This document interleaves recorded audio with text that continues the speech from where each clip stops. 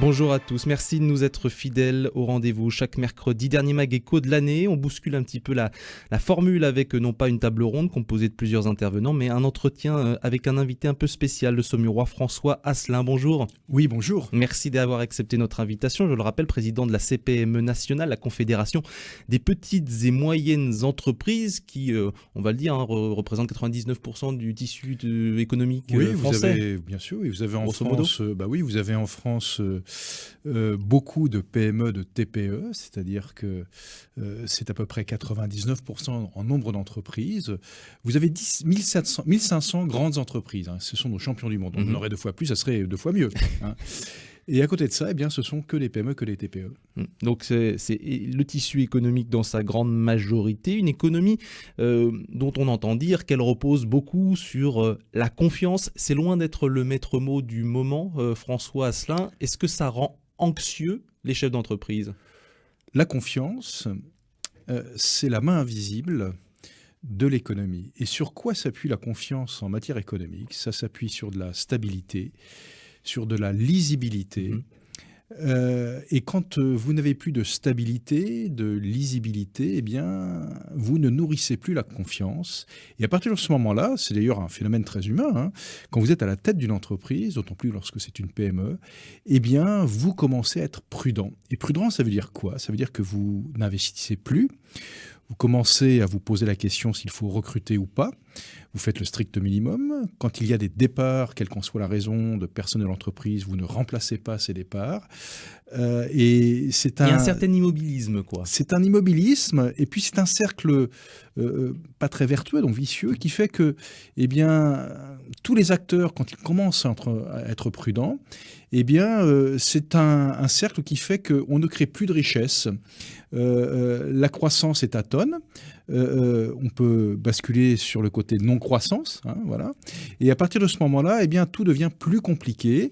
L'activité baisse, et c'est un élément essentiel pour l'entrepreneur, à savoir que lorsque vous voyez votre carnet de commandes ne pas se remplir, là, vous devenez très inquiet. Donc oui, il faut de la confiance, et la confiance, ça s'appuie sur de la stabilité, de la lisibilité. Et quand votre environnement n'est ni visible, ni stable, là, tout s'arrête gentiment. Quand certains jubilent à jouer à la politique, ils jouent avec la vie de nos entreprises. C'est ce que vous avez déclaré, François Asselin, il y a quelques temps, notamment pour évoquer ce qui se passait et cette motion de censure adoptée. Vous les trouvez irresponsables, nos parlementaires ? Alors, pas tous. Mais certains. Mais c'est-à-dire que moi, l'impression, et c'est pas qu'une impression, hein, je les connais par cœur, hein, je dois être en dialogue avec l'ensemble de l'échiquier politique, hein, donc ça va de la gauche à la droite de l'hémicycle, et des fois, j'ai l'impression d'échanger avec des gens qui vivent dans un monde parallèle. Ce budget présenté par Michel Barnier, bien évidemment qu'il était perfectible sur plein des aspects, parce qu'on voyait augmenter la fiscalité. On voyait augmenter 20 milliards d'euros sur les entreprises, bien sûr, grosso modo. On voyait augmenter le coût du travail, donc ce n'était pas fait pour nous satisfaire. En revanche, ne pas avoir de budget, c'est encore basculer dans l'instabilité, dans la non-visibilité. Nous préférerions, bien évidemment, avoir un budget aussi perfectible soit-il. Bien évidemment, il ne faut pas dépasser certaines limites. Hein. Il ne faut pas tuer l'initiative, celle d'entreprendre. Mais ne pas avoir de budget a des conséquences immédiates et directes, extrêmement dommageables pour les entreprises et même pour tous les Français. Vous voyez, par exemple, il y avait...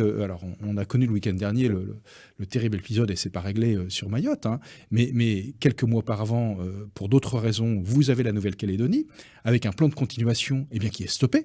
Voilà, donc là, je peux vous dire que j'ai des chefs d'entreprise qui montent au créneau en me disant « Mais François, qu'est-ce qui se passe ? On attend, entre guillemets, le plan de continuation de l'État. Sans cela, ça va être une vraie catastrophe. » Vous avez exactement la même chose à la Martinique, où il y a eu une négociation avec l'ensemble des parties prenantes en Martinique, les entreprises, les salariés, les syndicats, les parties tierces.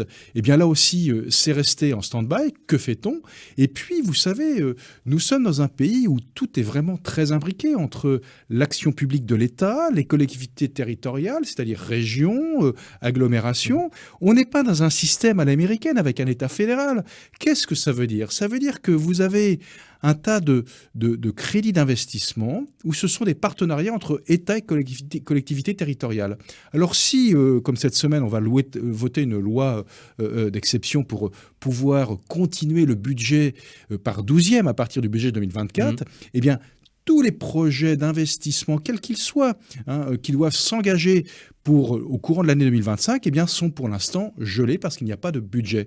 Et ça veut dire que dans quelques mois, eh bien, ça peut être par contre un vrai shutdown pour les entreprises ou avec un manque d'activité criante parce que tout simplement, on va donner les bonnes raisons à ceux qui doivent investir de ne plus investir sur la sphère publique.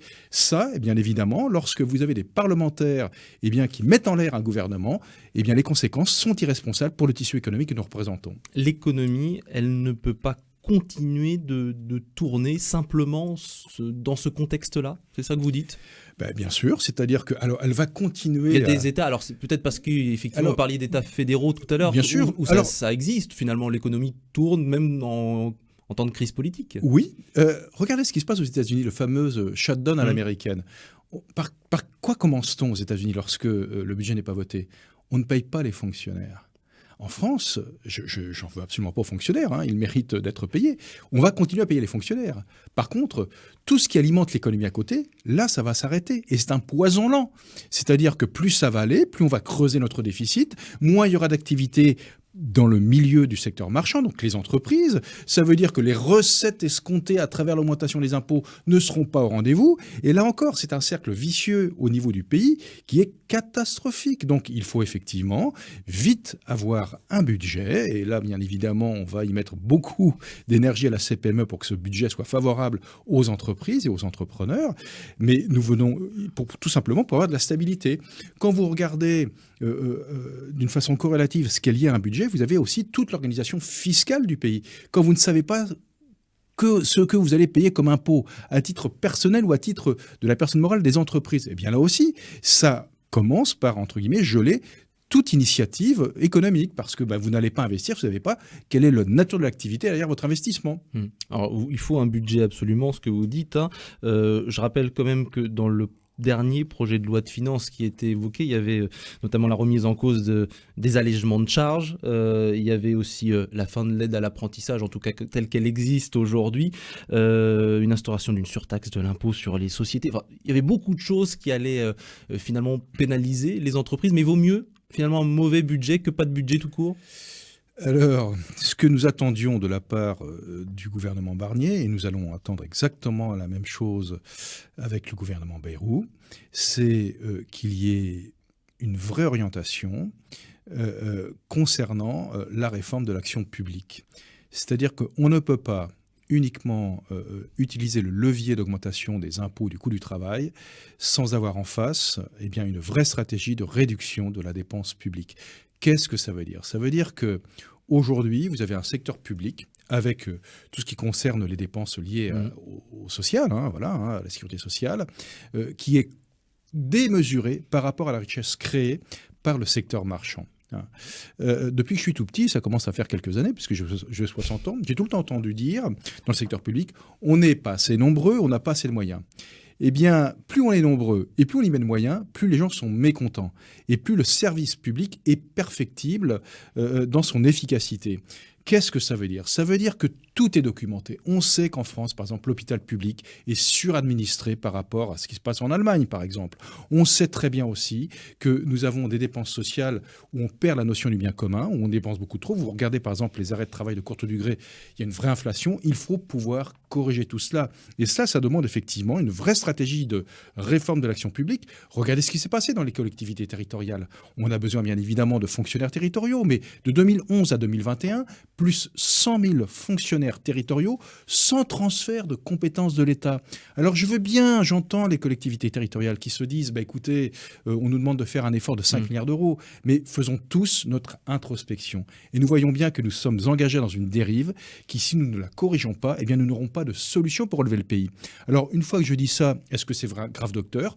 Oui, si nous ne faisons rien, mais nous avons les moyens, dans notre pays, dans notre belle France, de prendre des mesures énergiques pour rééquilibrer le poids de la sphère publique par rapport au secteur marchand. Alors à travers ça, il y a le levier fiscal, effectivement. Nous avions obtenu quand même un arbitrage extrêmement favorable aux PME sur l'augmentation du coût du travail, puisque Michel Barnier s'était engagé devant la CPME, d'ailleurs c'était un pacte PME, je m'en souviens très bien, il s'était engagé officiellement de ne rien toucher jusqu'à 2,25 SMIC, ce qui concerne l'essentiel des salariés dans les PME. Donc cet arbitrage était favorable pour les PME.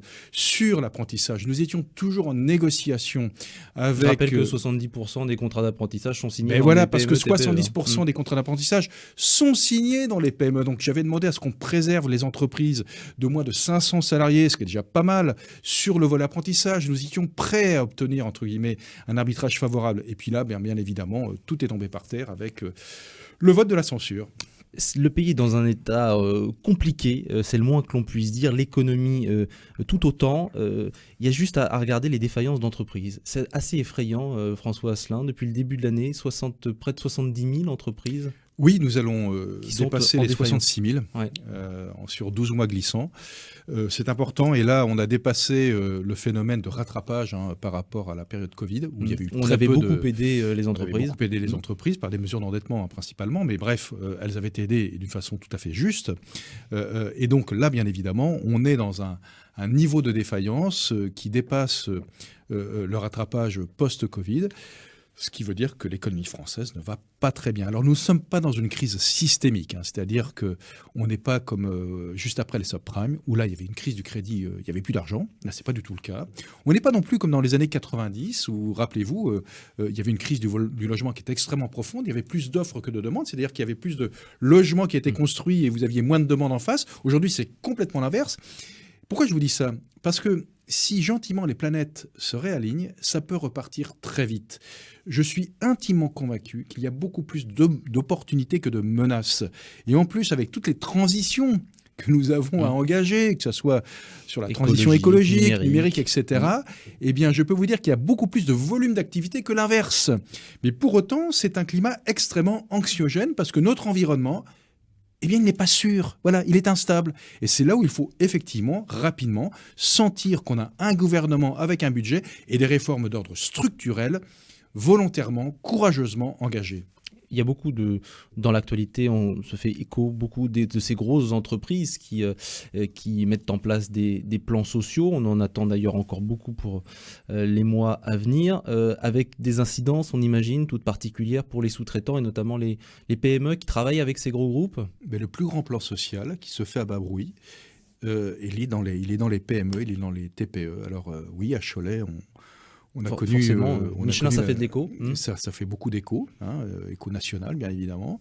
Et c'est très triste pour cette belle entreprise, pour l'usine de Cholet, et puis pour tous les salariés de cette usine qui vont devoir se réorienter. Mais pour autant, Michelin va continuer à tourner. Il y a d'autres usines en France et dans le monde qui continueront à tourner. Quand une PME dépose le bilan et qu'elle disparaît de son territoire, eh bien, il n'y a plus rien derrière. Voilà, c'est pas entre guillemets l'autre PME qui va prendre la place. Et c'est là où il faut faire extrêmement attention. La nature de la défaillance n'est pas tout à fait la même. Elle est moins spectaculaire puisqu'il y a beaucoup moins de monde qui est concerné par la perte d'emploi. Mais en attendant, il y a une vitalité du territoire qui d'un seul coup disparaît. C'est pour ça que les PME et les TPE de notre pays sont extrêmement importantes.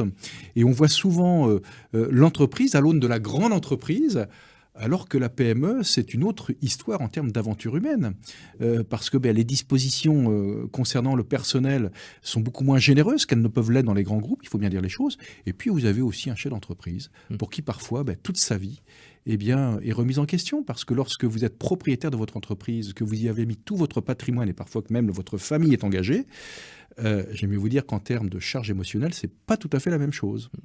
Je rappelle que sur une étude récente, la moitié des indépendants et dirigeants de TPE déclaraient avoir gagné moins d'un SMIC au troisième trimestre 2024. Et oui. C'est la réalité. Ouais. C'est-à-dire que quand souvent on parle de patron, moi je suis un patron, je dis souvent que les chefs d'entreprise des petites entreprises, ce sont les grands patrons des petites entreprises. Parce que eux, si vous voulez, ils ne sont pas nommés par un conseil d'administration, ils n'ont pas un statut de salarié. Voilà, c'est-à-dire que si ça s'arrête, tout bascule, y compris leur vie personnelle. Vous parliez tout à l'heure de ces entreprises qui freinent et forcément les investissements au vu du contexte de cette instabilité. On imagine que les carnets de commandes sont aussi moins fournis. Les trésoreries, comment vont-elles? Est-ce qu'on a encore beaucoup d'entreprises qui ont à rembourser des PGE, notamment en France? Oui, vous avez 3 choses qui fait qu'un chef d'entreprise dort bien. Vous avez d'abord le niveau du carnet de commandes. Si le carnet de commandes est bien rempli, eh bien vous êtes serein parce que finalement nous, on aime quand il y a du travail. Et nous ne sommes pas des chasseurs de primes, nous sommes des chasseurs d'activités. Deuxièmement, ce qui fait qu'on dort bien, c'est lorsque la trésorerie est positive. Grosso modo, vous n'avez pas besoin de votre banquier. Hein. Comme tout à chacun, ça rassure hein, quand vous êtes en plus plutôt qu'en moins. Et puis, la troisième chose, et c'est très important dans ces entreprises à taille humaine, c'est quand il y a une bonne ambiance. Et quand vous réunissez ces trois critères, hein, le carnet de commandes, la trésorerie positive et la bonne ambiance, j'aime mieux vous dire que vous faites le plus beau métier du monde et vous dormez bien. Mais les réunir en même temps, et là, c'est le chef d'entreprise qui a 31 ans d'expérience déjà derrière lui à la tête de l'entreprise familiale. C'est très rare. Ouais. Voilà, c'est très rare. Surtout en ce moment.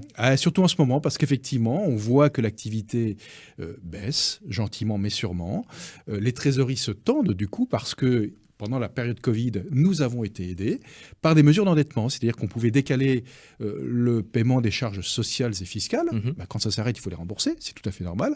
Et puis, on a pu avoir accès à ces fameux PGE, ces prêts garantis par l'État. Il y en a encore beaucoup à rembourser ? Oui, parce que si vous voulez, la formule, c'était 1 an de franchise et 4 ans de remboursement ou 2 ans de franchise et 3 ans de remboursement. Donc aujourd'hui, vous avez encore des prêts garantis par l'État où vous avez pratiquement 3 ans de remboursement pour certaines entreprises. Donc oui, cette affaire n'est pas terminée. Et ce que l'on constate, c'est que beaucoup d'entreprises, surtout dans les petites, c'est le chef d'entreprise qui sacrifie sa propre rémunération pour rembourser ses dettes.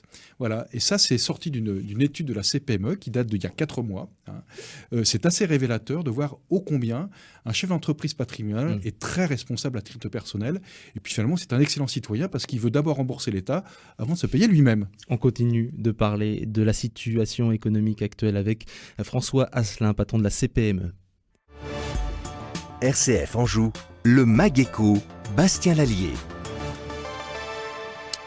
Et on évoque ensemble avec François Asselin l'économie actuelle, la conjoncture compliquée, économie en panne. Patrick Martin, votre collègue du MEDEF, estime que la France est déjà entrée en légère récession. Vous êtes d'accord d'ailleurs avec ce genre de propos? Ça veut dire qu'on a une économie qui recule, on n'est même plus sur du ralentissement, on est carrément en train de reculer? Alors le dernier trimestre de cette année, il ne va pas y avoir de croissance. Il ne va pas y avoir de récession, mais tel que nous sommes partis sur cette fin du dernier trimestre, il est fort à craindre que... On n'y est pas encore, mais bientôt. Ah oui, que à partir du premier trimestre 2025, ça va encore se tendre. Oui, écoutez, c'était écrit. Lorsque, en juin, on a eu la dissolution de l'Assemblée nationale, j'avais fait une déclaration dès fin juin en disant, écoutez, on est en train de perdre un trimestre de croissance.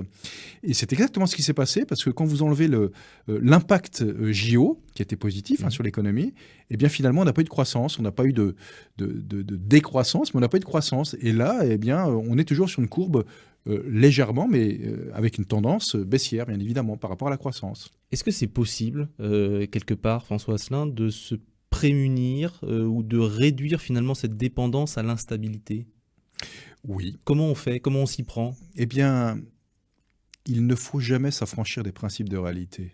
Ça veut dire quoi? C'est là où on commence à faire des bêtises. C'est quoi nos principes de réalité? La dette abyssale de notre pays, 3 226 milliards d'euros de dette. Et puis au moment où je vous le dis, ça a peut-être encore augmenté, mais certainement. C'est pas nouveau, ça fait longtemps qu'on le sait. L'évolution démographique. Le fait que, par exemple, notre système de retraite, qui nous coûte très cher, est un système par répartition qui repose sur le nombre d'actifs d'aujourd'hui qui paye le nombre des retraités d'aujourd'hui.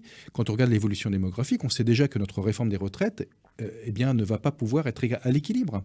Ce sont ça les principes de réalité. On ne peut pas s'en affranchir. Et quand on regarde la réalité telle qu'elle est, même si elle est compliquée, c'est là où on commence à prendre les bonnes décisions. Une fois qu'on sait ces principes de réalité, allons-y. Et c'est là où vous commencez, entre guillemets, à prendre des décisions qui fait que vous allez rendre votre univers, votre avenir stable. C'est finalement ce qu'attendent les marchés. Là, vous parlez du politique. Bien sûr. Le chef d'entreprise, lui, est-ce qu'il a un levier d'action pour justement se prémunir où il est dépendant complètement. Ah ben nous, si vous voulez, un chef d'entreprise, son ADN, c'est d'entreprendre. C'est de savoir conjuguer à tous les temps le verbe risquer tous les jours. Hein. Mais il y a un moment où, si vous voulez, vous ne pouvez pas prendre de risques d'une façon inconsidérée. Et quand vous ne connaissez pas quel est votre avenir proche, quand vous voyez que votre environnement est hostile à cette action d'entreprendre, à cette belle chose de prendre des risques, pas comme un sauvage, mais prendre des risques comme un chef d'entreprise, des risques équilibrés, eh bien c'est là où ça commence à se gripper, parce que quand vous commencez à être inquiet, eh bien vous vous mettez quelque part aux abris. Voilà. Et ça, c'est pas bon. Voilà. Donc, Surtout qu'on ne peut pas rester comme ça indéfiniment en tant que on ne peut chef pas rester comme d'entreprise. ça indéfiniment. C'est pour cela, si vous voulez, qu'il faut un gouvernement, il faut un budget, et en face, eh bien, entamer des réformes structurelles qui commencent à régler ces problèmes que nous connaissons tous, ce que j'appelle le principe de réalité. C'est pas grave. On sait très bien qu'on a glissé pendant des décennies vers cette situation, oui, qui peut commencer à être dangereuse pour la France, pour notre pays. Mais on peut aussi se dire que s'il faut 10 ans ou 20 ans pour s'en sortir, et alors, il est où le problème ? Soyons courageux, soyons, on veut dire, tenaces dans les mesures à prendre et dans les mesures à tenir. C'est finalement peut-être un langage de vérité qu'attendent tous les Français. Moi, ce que j'attends du nouveau Premier ministre, c'est qu'il prenne à témoin les Français sur ces vraies questions. Regardez par exemple par rapport au temps de travail. Vous savez qu'en France, sur 100 personnes en âge de travailler, nous sommes 68 en France à travailler. En Allemagne, ils sont 74. En Suisse, ils sont 80. Nous avons quand même des cultures de pays pas très éloignées entre la Suisse, l'Allemagne et la France. Eh bien, si nous arrivions à avoir le même taux d'emploi qu'en Allemagne, encore mieux en Suisse, eh bien, toutes nos caisses de sécurité sociale seraient à l'équilibre. Et pour y arriver, qu'est-ce qu'il faut ? Eh bien, il faut que collectivement, on arrive à travailler plus. Est-ce que c'est... Donc rajouter des jours, rajouter des heures dans la semaine ? Eh bien, c'est pas simplement ça, c'est sur toute une vie professionnelle. C'est-à-dire que oui, la réforme des retraites à 64 ans est nécessaire. Augmenter le taux d'employabilité des seniors et des jeunes de notre pays est extrêmement important. Tout le monde est d'accord avec ça. Sur l'employabilité des seniors, s'améliorer en tout cas sur cette... Tout le monde est d'accord avec ça, sauf que quand vous demandez aux Français de passer de 62 ans à 64 ans, ben là, vous avez beaucoup moins de monde d'accord avec ça. Et pourtant, depuis 1983, date où on a passé de 65 à 60 ans le départ en retraite, on a gagné 8 ans d'espérance de vie. Mais c'est quand même ça la bonne nouvelle. Et le vrai sujet, ça serait de se dire, mais comment peut-on rester en activité professionnelle tout en continuant de s'épanouir ? Alors j'en conviens, c'est beaucoup plus facile dans certains métiers comme le mien, où j'ai passé ma vie professionnelle dans une voiture, dans un bureau, que lorsque vous êtes, entre guillemets, opérateur dans une industrie ou dans un abattoir. Je suis tout à fait conscient de cela. Eh bien, pourquoi ne pouvons pas travailler, par exemple, sur tout ce qui concerne les métiers qui physiquement sont très exposés, et puis les autres, eh bien, oui, on allonge la durée du temps de travail, enfin, en tout cas, sur toute une vie professionnelle. Je pense qu'on peut regarder ces choses-là d'une façon tout à fait posée, tout à fait réelle, enfin, je veux dire, sans pour autant faire en sorte qu'on ne vende que du sang et des larmes, quoi, parce que, oui, travailler, ça remplit l'assiette. Faut pas l'oublier. Deuxièmement, on peut travailler dans un pays où l'assiette se remplit sans qu'on travaille, plutôt. On peut évoluer dans un pays où l'assiette se remplit sans qu'on travaille. Mais il y a un moment où ça va s'arrêter. Toute initiative a son corollaire de solidarité, mais quand la solidarité devient plus importante que la création de richesse, que le travail, eh bien là, ça coince. Et en ce moment, ça coince. La solidarité, elle s'exerce aussi auprès des entreprises. Il y a eu beaucoup d'aides qui existent. Alors vous dites souvent, et à raison d'ailleurs, comme beaucoup de chefs d'entreprise, qu'on est les plus taxés au monde aujourd'hui. C'est aussi peut-être en France qu'il y a le plus d'aides aux entreprises, mais une aide peut-être nécessaire pour rééquilibrer les choses. Alors, il faudrait peut-être alléger tout, en fait, le nombre de taxes, le nombre d'aides. Pourquoi pas ? En fait, votre question est intéressante parce que ça m'amène à faire un rétro-planning. Vous voyez cette histoire d'allègement de charges. On est rendu effectivement à 78 milliards d'euros d'allègement des charges. Mais d'où ça vient ? Eh bien, ça vient en 97, gouvernement Jospin. On passe de 39 heures à 35 heures payées 39. 11,4% d'augmentation immédiate du coût du travail en France s'il n'y avait pas de mesures de soutien à côté. Et quelles ont été les mesures de soutien ? Ça a été les aménagements Aubry. Ensuite, on a eu les allègements Fillon 1, puis Fillon 2.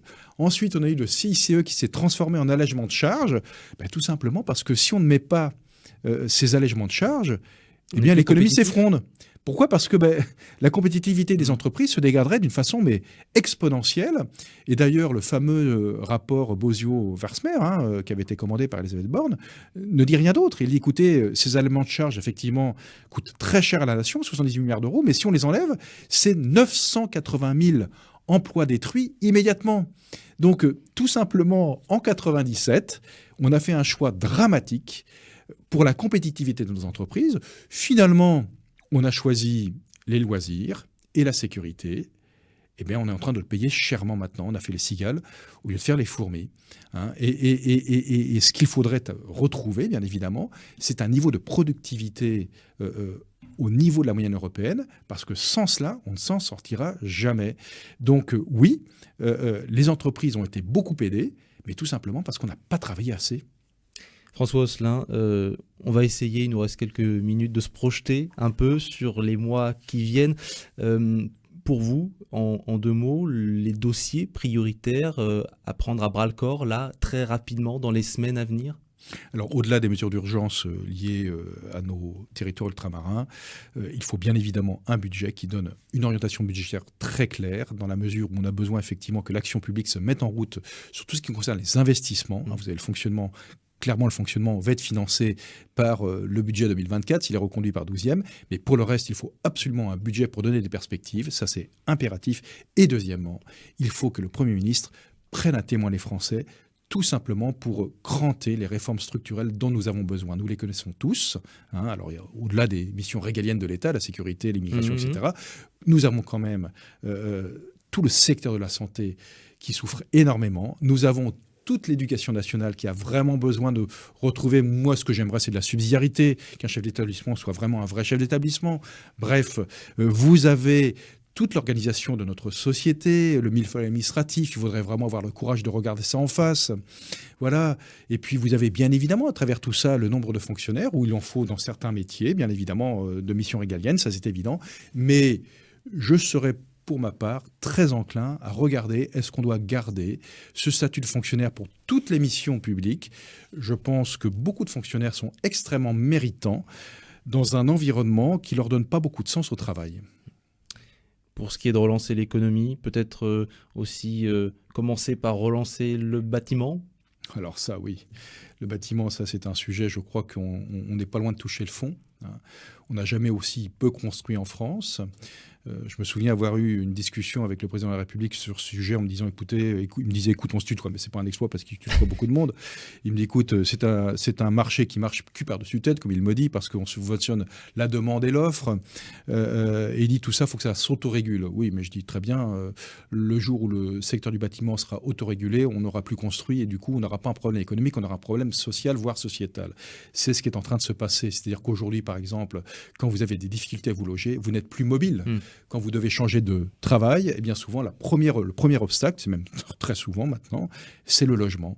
Donc oui, il faut relancer absolument l'activité du bâtiment, que ce soit sur la construction d'œuvres, que ce soit sur la rénovation énergétique. Et sur autre thématique qui est chère aux chefs d'entreprise en ce moment, c'est aussi la simplification administrative. On en a tellement parlé et reparlé, et notamment dans les PME, où je me doute que le temps que ça prend, c'est extrêmement important. Voilà un sujet qui ne coûterait pas 1 euro à l'État et qui pourrait rapporter beaucoup à l'ensemble des acteurs économiques. Bien évidemment, on est assommé, mais vraiment assommé, submergé de contraintes administratives, normatives, réglementaires.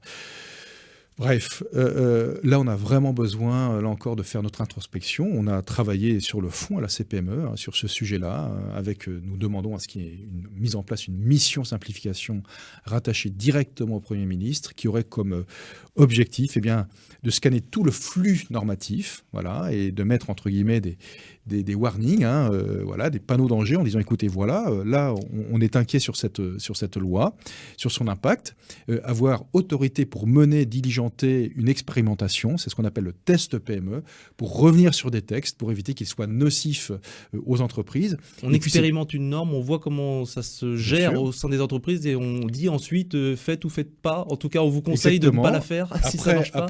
Après, on rend, entre guillemets, cet avis public et le législateur bien en Décide en connaissance de cause. Oui, en connaissance de cause, puisque ça, on ne peut pas faire une entrave, on va dire, à la démocratie. Alors, le législateur aurait déjà le dernier mot, mais en connaissance de cause, prendrait bien une décision qui serait positive ou moins positive pour les acteurs économiques que nous sommes. Et puis cette même mission simplification pourrait être saisie pour travailler sur ce qu'on appelle le stock de normes, pour revisiter des normes qui, aujourd'hui encore, posent d'énormes problèmes.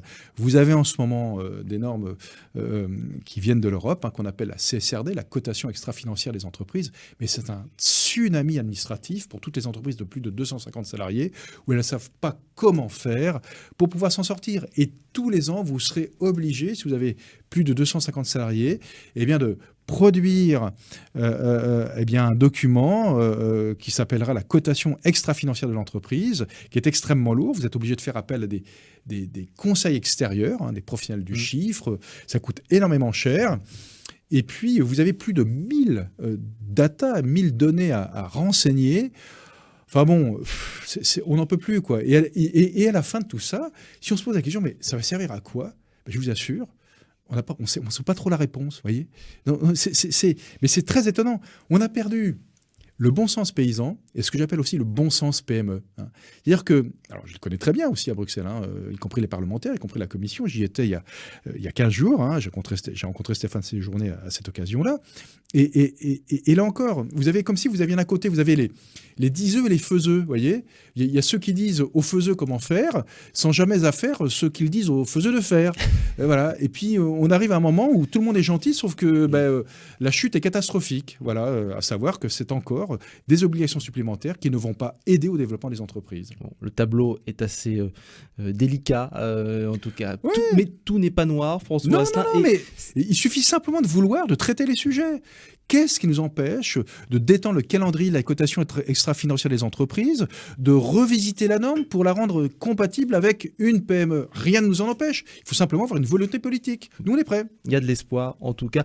Cette année 2024, elle a été aussi porteuse d'espoir. Je voudrais juste revenir et finir avec ça. Dans cette conjoncture extrêmement compliquée, dans ce tableau assez noir finalement qu'on décrit, il s'est passé quelque chose d'assez incroyable. C'est que on a réussi à rebâtir une cathédrale en 5 ans. On a réussi à faire ensemble quelque chose d'assez incroyable. Tous les chefs d'entreprise qu'on a rencontrés il y a 5 ans nous disaient il est fou, Emmanuel Macron, on n'y arrivera pas. Oui, j'étais le premier d'ailleurs à dire ça aussi. J'ai vu un échange d'ailleurs assez épique avec le président de la République, moi chef d'entreprise, sur le sujet de Notre-Dame, parce que je l'avais vu le lendemain au téléphone et écoute, on va reconstruire ça en 5 ans. Je dis écoute, t'es fou, on ne pourra jamais le faire. Voilà. Et il avait raison. Il avait raison. On a réussi. C'est un exemple. On a réussi à faire travailler les gens ensemble. On a réussi à faire tomber des normes aussi compliquées parfois. Bien sûr. C'est quand même extrêmement porteur d'espoir. C'est porteur d'espoir. Quand on joue collectif, on y arrive. Vous savez, dans une entreprise, moi, je ne sais pas où votent mes salariés. D'ailleurs, ce n'est pas mon sujet. On a des opinions parfois très différentes. Mais on arrive à travailler ensemble. Tout simplement parce qu'on a un objectif qu'on comprend tous et qu'il faut atteindre. C'est exactement ce qui s'est passé sur Notre-Dame. Voilà. Où l'objectif, on l'a tous compris. Quelles que soient nos opinions, quel que soit le sentiment ou pas qu'on ait avec tel ou tel collègue. Des fois, on travaille avec des collègues qu'on n'aime pas. Mais on travaille ensemble quand même. Et ça fonctionne. Eh bien, pourquoi n'arrivions-nous pas à faire ça avec le pays, quoi ? C'est finalement ce que nous attendons. Quand on joue collectif, eh bien, nous sommes capables de réaliser des choses extraordinaires. Et je suis convaincu, mais vraiment convaincu, que c'est une majorité de Français qui pensent comme ça. François Asselin, merci beaucoup d'avoir accepté notre invitation. Je rappelle que vous êtes le patron de la CPME encore pour quelques semaines, jusqu'au 21 janvier. Jusqu'au 21 janvier, oui, une date historique aussi. Oui, tout à fait. Et donc ce sera après 10 ans de bons et loyaux services à la tête de cette organisation. Merci en tout cas d'avoir accepté notre invitation. C'était la dernière de l'année 2024 pour le MAGECO. On vous souhaite une très belle continuation. Merci également à David Mainfroy qui s'occupait de la technique. Vous pouvez retrouver évidemment ce MAGECO en podcast sur RCF.fr et sur notre page YouTube. Belle fin de journée à tous, très belle fête de fin d'année avec un peu d'avance. On se retrouve début janvier.